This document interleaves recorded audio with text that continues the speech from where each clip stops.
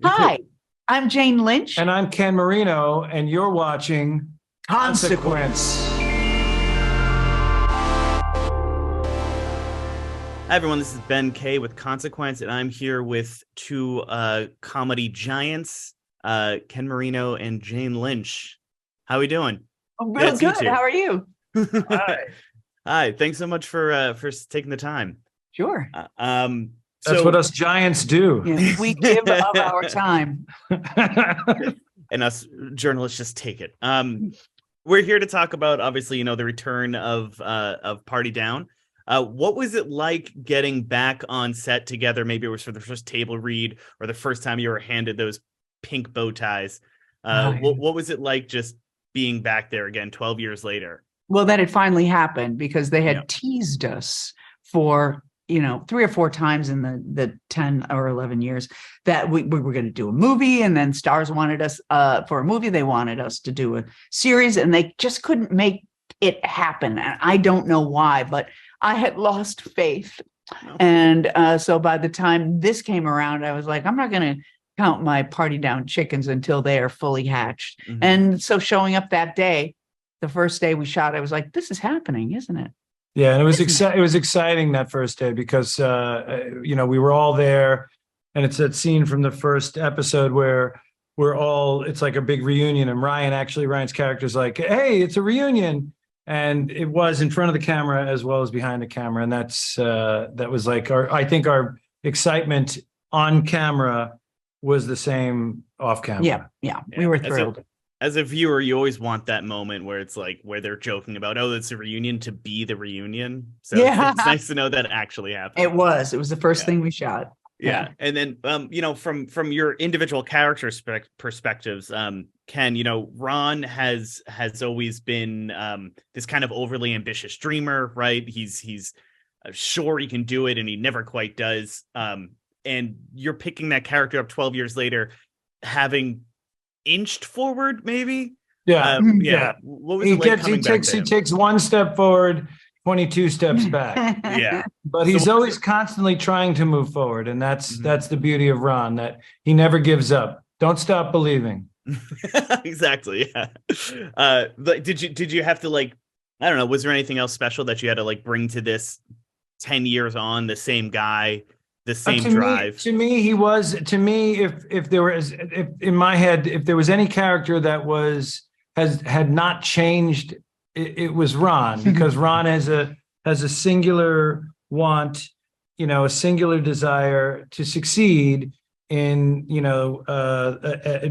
at becoming making his way to becoming an owner of something. Mhm. And he feels that that's the success that would bring him happiness, and that would be the victory, and that hasn't changed. And so to me, in my head, he just, anytime there was failure that we didn't see over the last 10 years, he doubled down and kept moving forward. And so to me, I always thought that would make Ron even more pathetic and sad and funnier. Yeah. And then, for the other side of it, Jane, there's Constance, who in the original series was kind of the ever bright but never really was Right. old time actress. Never been has there for been. years. Yeah, that never has been, exactly.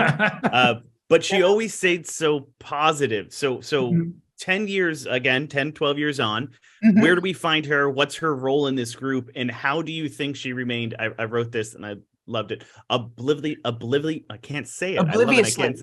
Obliviously centered. Well, I think Ooh. it's because she is not given to introspection. Mm. I don't think any of our characters are, so, except for Henry. They really kind of go deep and assess things in an objective way. And but I think for Constance, it's in her name. She's Mhm. constantly who she is. She's there. She wakes up happy. She's not reaching for the dream. She's living the dream, already is. And when we leave her at the end of season 2, she's just gotten married to a very old, very rich guy who drops dead as they're driving off to their honeymoon, on their wedding day. And she realizes in 1 second that not only is she a widow, she's widow, right? The women Yeah, are widows. yeah. Not only is she a widow, she's marvelously wealthy. And so now she's basically Constance with a lot of money. So she wears new costumes. She wears everything that's organic. She's become kind of new agey. And she's a patroness of the arts, of kind of like weird avant-garde stuff that is silly and probably has no value in the art world. But you know, she loves giving of her money. She loves being generous, and she's still exactly the same person she was back in season 1 and 2 of this show. Yeah, I think it's just wealthy. Just enormously right. wealthy. I just think they're both played. You know, you always worry when things like this happen and they come back, and it's like, okay, the characters have been gone for 10 years. And they were so distinct. But I think you both, and I'm sure credit to John and the rest of the writers, really nailed where they should be. Yes, they're really good. And I think the thing that people watch this show for is to be with those characters again. Mm-hmm. They don't want to be in a different version of that character because the time has changed them so much. Only Henry, I think, he didn't change, but he's gotten a little sadder. A little resigned, and he's in kind of a crisis. He's feeling a little bit kicked by the world. He went through more of like a full arc when he was off. Yeah, and like he is by nature, Henry by nature, is just more introspective than the rest of us. So, you know, the whole kind of undercurrent of the show is kind of poking fun, satirizing, shining a little cracked mirror at the Hollywood grind and the desire to be the celebrity or to get that position of name notoriety. As two individuals who have that name notoriety in the industry and in comedy, what's it like, you know, having to play this side of it and show that weird struggle? Well, what's interesting about the two of us is he doesn't want to be an actor. He wants to be a business owner. And right. I have no desire to be an actor. I'm resting on my non-existent laurels. But it is kind of interesting to see, you know, because the business has changed so much, as evidenced by the two younger characters who are the cater waiters. And, you know, they're talking about things like content and streaming and hits and likes and subscriptions and stuff like that. I've spoken enough.